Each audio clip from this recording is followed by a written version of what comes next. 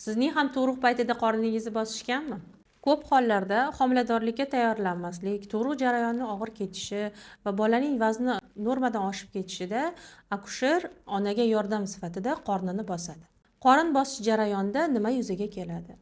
Tug'ruq jarayonida chaqaloq boshchasi bilan tozga to'g'ri joylashib olgan bo'ladi va matkani qisqarishi natijasida boshchasi sekin tashqariga chiqishni boshlaydi. Bunaqa holatda agar to'lg'oq yaxshi bo'lmasa, sheyka yaxshi ochilmasa, akusher qo'li bilan onani qornini bosadi va bolani tos qismidan chiqishiga yordam berish uchun itaradi. Bunday holatlarda chaqaloqchaning tos qismida, krestetsida va bo'yin qismida juda ham kuchli kompressiya yuzaga keladi va bu tug'ruq jarayonida olingan jarohat asorati hisoblanadi. Bunday chaqaloqlarda keyinchalik kriva sheya, boshini orqaga otishi, bezovtalik, uyqusizlik va shunga o'xshash ko'p muammolar yuzaga kelishi mumkin. Bu muammolarni osteopat mutaxassis yaxshi bartaraf eta oladi. Agarda sizning chaqalog'ingizda ham xuddi shunday muammolar kuzatilayotgan bo'lsa, direktga chaqaloq so'zini yuboring.